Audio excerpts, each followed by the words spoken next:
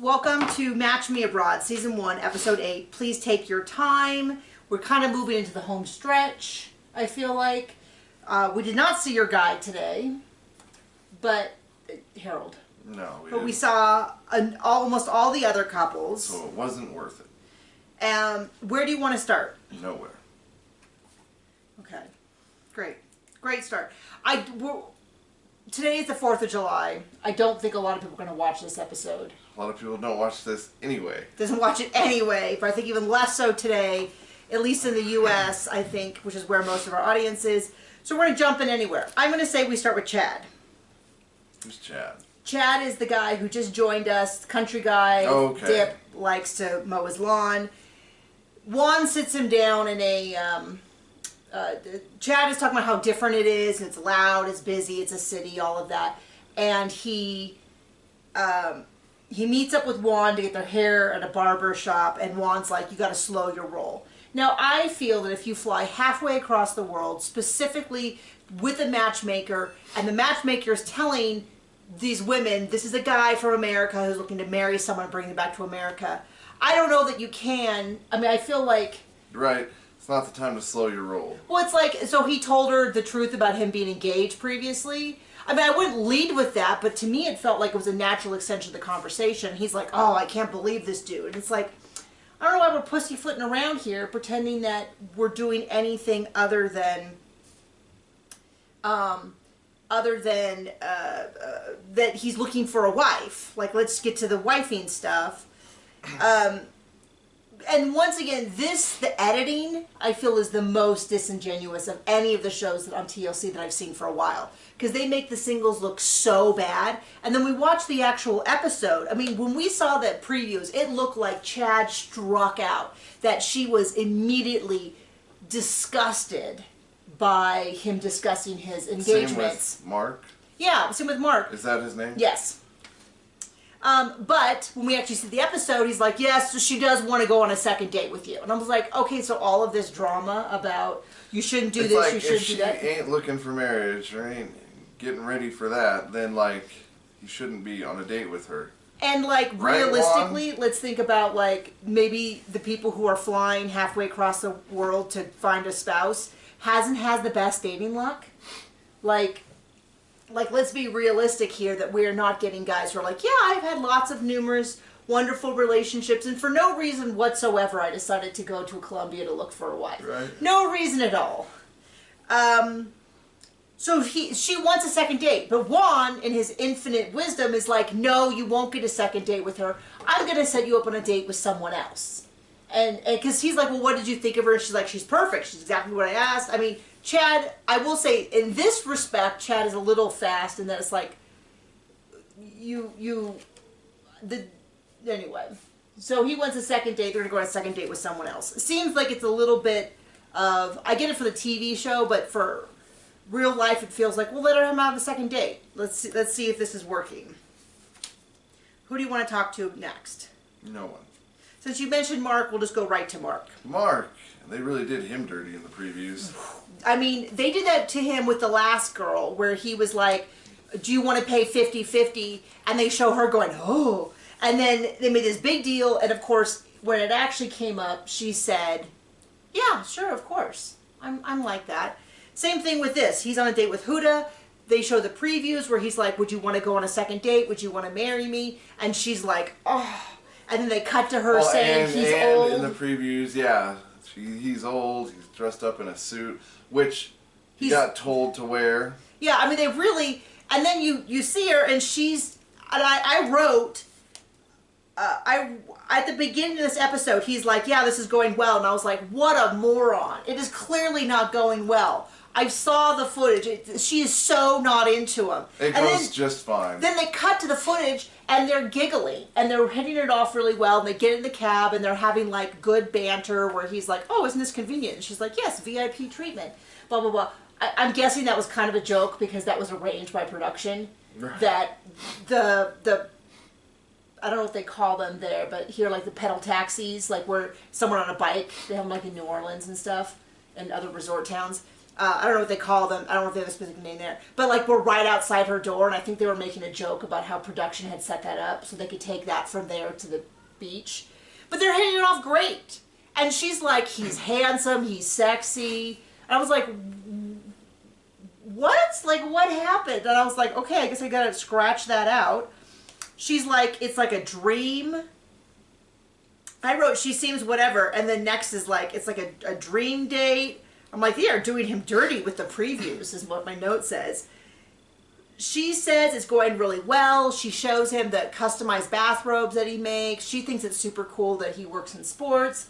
Like, the date is absolutely going well, which is so different what they showed. It wasn't even like, I feel like it wasn't even a cliffhanger or anything that they showed us. It was just flat out deceit. Because I was like, oh.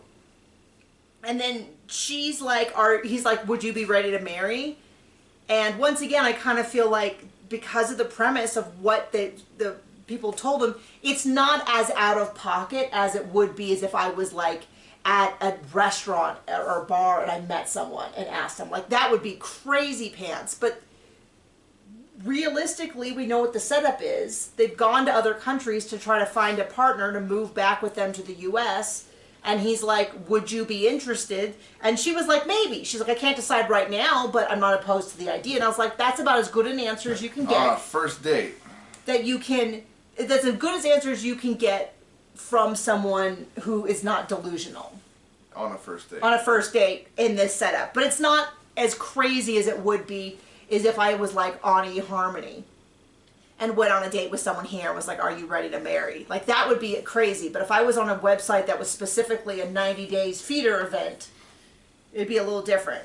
So yeah, they did him pretty dirty. Now, you don't have to like Mark. A lot of people don't like Mark, but what they are showing is happening on his dates and what is happening on his dates are not even close to the same thing. Who's next? Okay, we'll just do Susan. These are the small ones. So we caught up with Susan. Susan's had these 2 dates. She's very, very suspicious of Juan. So Juan has set her up with Mauricio. He does not speak English, which is not a good sign. But other than that, he seems to have... She does speak a tiny bit of Spanish. I was kind of surprised how much of the conversation I could follow. And I don't speak. I never had any training in Spanish. I had French. It helps when they have English subtitles under it, doesn't it? No, but I mean, so a lot of the stuff that they were asking about, like, why? I know what that is. Por qué. Por qué.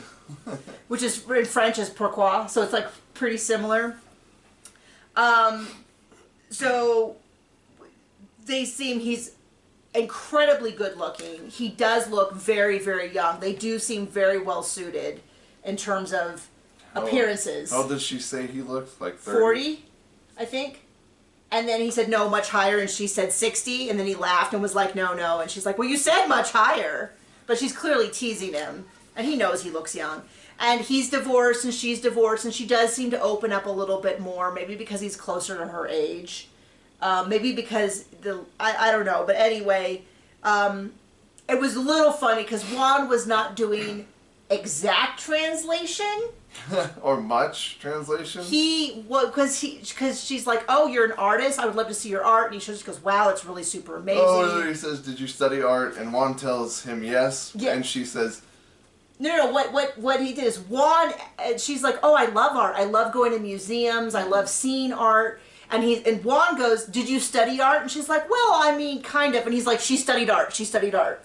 And it's like, well, that's not really what she said. Like, my guess is that she's interested in art the way we're interested in art. Like, we love art, and we love going to museums. Juan would be a good used car salesman. But we haven't studied art. Well, you maybe have. You have more of an artistic background than I do. But I'm very interested in it, and I like looking at it. I'm a consumer of art. I'm very fascinated by it. I go to the museums, and I read all the little things until John gets bored. Which is pretty quick. When we travel... we've told this story before. We used to go on road trips every year before we had our son, and we would go, from kind of Colorado, and we did a loop down to we did one big loop, which is like we went down to New Orleans and then came back up. And then we did another year. We kind of went down through Arizona and back up. And one year we did part of Texas. That was I think that was one of those. One of those two. And then one year, the year we filmed the reality TV show, we went over to Arkansas and kind of back, and that was our trip. And I think it's the only ones we had before we stopped doing them. But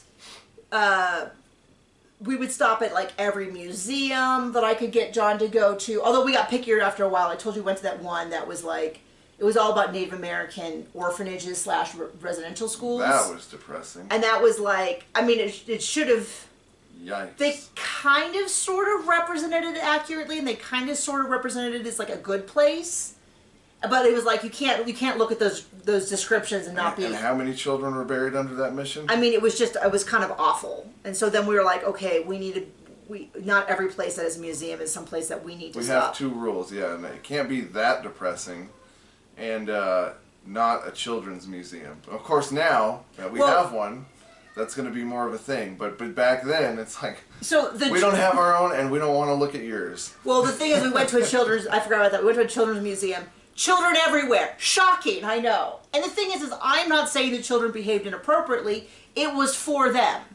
It was appropriate that they were there. Absolutely. But when not appropriate for us. When you go on a Wednesday afternoon, which is normally when museums are empty, they are full of children who have been bussed in from local schools to have their event, and they are everywhere.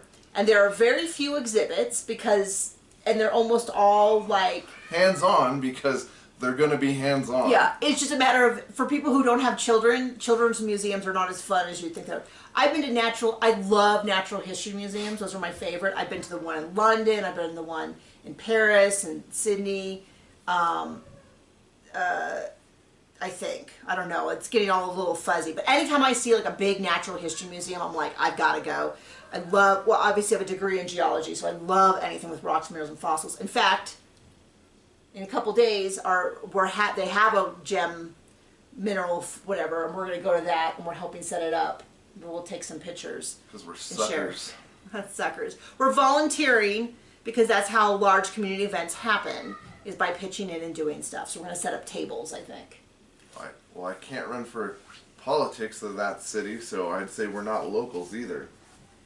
We're local-ish, but we can't, we're not within the city bounds. I don't remember where we started off with this. Oh, but we go to a lot of art museums. Mm-hmm. We went to the one about the cranes. Remember that?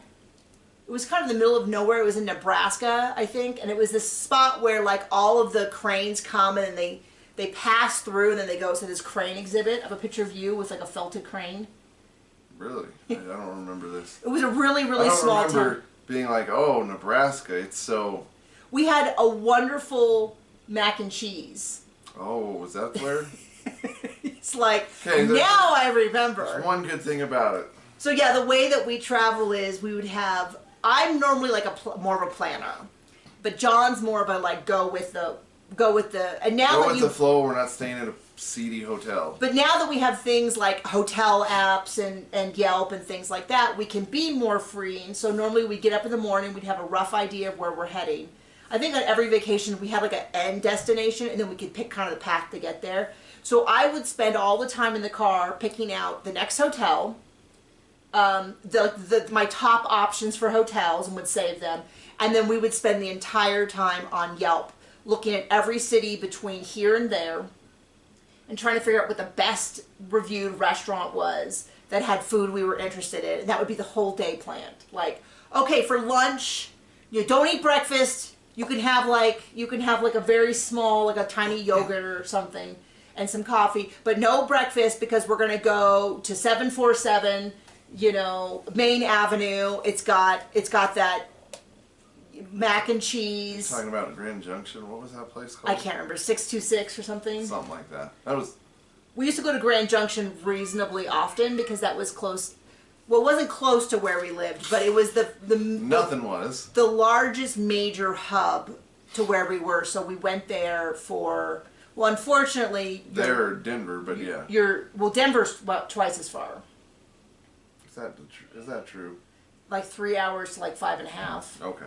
Cheyenne was closer. So we also went to Cheyenne for like Christmas shopping But unfortunately, John's stepfather was ill and was in Grand Junction for several months. So we spent a lot of time there. Yeah. The hospital, St. Mary's, whatever it is, was, Yeah, I think it was. can't say enough good about it.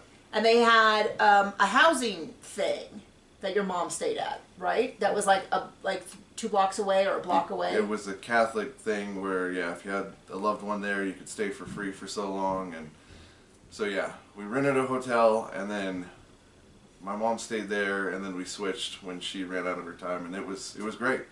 Yeah. I mean, for what was going on. I mean, it was awful, Yeah. but it was sort of like in terms of the experience that you would want when something was so incredibly awful, that would be it. Yeah. They were wonderful staff. They took good care of him.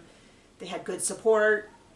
We spent a lot of time at Cabela's. Wait, what am I thinking of? Cabela's. Oh my gosh, it's like I haven't said that word in years. Cabela, which is like an outdoorsy / hunty / fishy / hiking, camping kind of place. If you're not familiar with it. It's big enough you could just walk around and not feel guilty not buying anything. Yeah, because no one knew. Yeah. And so we were there. We went there a lot. And I did get some good like hiking clothes that were pretty rugged. I got the hiking boots I wear now. I got there, both pair, and but we spent a lot of time there because it was like, well, what do? You don't really want to be like, oh yeah, we're gonna live it up. Let's go to a nightclub, and we're not nightclub people anyway. And so we spent a lot of time like, well, let's just get away for. Is there nightclubs in Grand Junction? There certainly has to be, doesn't there? I wouldn't know. So we did a lot of like walking around the mall and stuff. Oh, sorry. So Susan goes on this date with Mauricio. He looks young. They hit it off. They instantly agree to do. It was a little rocky there for a second because he asked her, like, why didn't it work? And she kind of was like, well, I was too young. And then she said, I don't know that marriage is necessary moving forward. Of course, my thought was, if the guy wants to move to U.S., marriage may be necessary. Like, just to get to the U.S. I don't know. I don't know his position, and I certainly don't know how immigration works. I just know it takes a really long time, even when you are married. Our friend is still waiting. Well, and it's got to be going on 3 years at this point. Yeah. It's been a long time. Well, I know a lot of professional archers, and many of them have married, specifically girls from other countries, and then they've immigrated here. And my friend who moved from Mexico, she's a world-class, literally world-class Probably a little archers. easier when you're a world-class athlete. You'd think so, but it still took her several years. But she was it was easy for her to get travel visas. And so they would kind of switch off. And then, of course, when they were both competing, they would both go to the country where their competition were, and they could spend a week and a half together. And that is like from April to August. So that time they got to be together, and then they could like do big things. But it took quite a while, and she was pretty haughty about it because some of the people were like, oh, green card marriage. First of all, stunning, world-class athlete, and he was incredibly good-looking, world-class athlete. So it was an insult to both of them to imply that this was some green card marriage. And secondly, she's like, I loved Mexico. I loved where I lived. I miss my family. Like, don't think that you're so hot that I'm like, that I, it was kind of insulting all around. But to be fair, they're not on 90 Day Fiancé. When you're on TLC, the bar is already a little lower for most people. So she says she's not sure if she needs to get married. I was like a little dubious, but then he's like, no, I agree. They go on a second date without Juan is what it looks like. Well, I'm not totally sure how it's going to go. I wish him the best because, dang, if he doesn't live up to her standards, which I don't think would be the case, I don't know that anyone would. Because she really seemed to hit it off with him. Okay, should we do Stanika next, or should we do... Sure. Okay, so we'll do Stanika. This is the one I'm most interested in. TLC, pay attention. Everything does not need to be a hot mess for us to find interesting. In fact, I think if the show was like 50-50, like I'd love to see half of these couples work out. Like that would be super interesting. And be interesting. healthy and not Jasmine and whatever his name is. Gino from the other one. No, I know that some people like that. That's fine. I'm not saying that you can't have them. I'm just saying that when I see couples that actually like I'm rooting for, I'm genuinely excited. And I miss having people that I'm watching where I'm like, I hope this really works out. So Stanika Nordin is back. And he's like ready to go. He's like, I've been telling my mom about you. She's excited to meet you. It's a tradition to get her approval. Stanika's a little bit like, I'm not so sure about that. This is a little fast. Last time I met a family. But she's on board. She says, well, normally when I meet a mother, I would bring wine. He's like, oh, definitely not wine. She's like, oh, okay. He's like, you'll get her fabric. You'll give her fabric, and then I will take the fabric to a tailor and have an outfit made. Sounds lovely. I mean, you know. Yeah, we had our real estate agent do that for my mother. Kind of, yeah. So when we sold, after we moved, my mother-in-law, who now lives with us, and my father-in-law, who has since passed, who we were just talking about, lived in our house for about a year in California. And then after that, they decided to move where we were, and we sold our house. And so they handled everything other than like us accepting the offer and signing the paperwork. Paying for things. And, you know, paying for stuff. But other than that, they handled everything. We were like, we want you to get the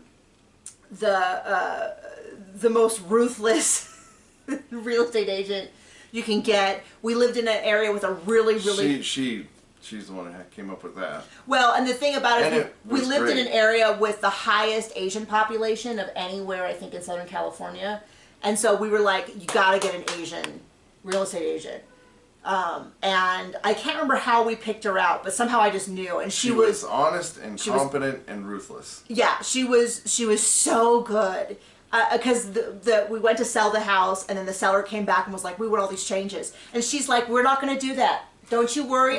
We're not going to do a thing. They can buy it. They can fix it themselves. They're going to get it either as is, and don't worry. And they did. They took it as is. That was it. And then she gave my mother-in-law this big box of like thank you gifts for listing with her, and she sold it in like 3 weeks. Yeah, she was great. She was awesome. But the joke was, we're like, it was our house. My mom didn't own the house. I was like, where's our package of gifts? They gave her like a beautiful, like, was it a kimono? What was it? I don't know. Some outfit and a bunch of other stuff. Like a silk outfit. It was really, really beautiful, but it was just funny because it was like, hey, where's our gift? But, I guess our gift was just getting that house sold. It was. At a loss. Unfortunately. But, you know, that's how the market is, especially around then. And so she's like, I'm not so sure about this, but Nordine picks her up. She's like, could have used a little bit more affection. I was like waiting for him to like... But that's illegal over there. Yeah, but I was a little bit more expecting like maybe he had flowers in the car or something, but you know... But what he lacks for in that kind of stuff, he's making up for its seriousness. Because unlike Misha and Nicola on Before the 90 Days, where Nicola is like, I can't introduce you to my mom. No, Nordine's like, we're getting you to meet mom. We're getting you all the stuff. Like, to me, it feels very much like a check mark. Like, unless she goes in there and spits on mom, it feels like this is kind of like a... Well, he's a mom. I mean... He's a mom. Okay, it's a real twist. He's a dude who doesn't live in his mom's basement like that other dude. Yeah. Yeah, so we're already ahead of it. They go, they pick up... he does the whole thing. This is how you shake your mom's hands. Here's how you do the double kiss. Let's pick up the fabric. It looks like it's going good. I'm crossing my fingers. I really want this to go well. Like, if we actually get to see a couple meet... and then have a serious relationship, which I don't know, it doesn't have to end in marriage.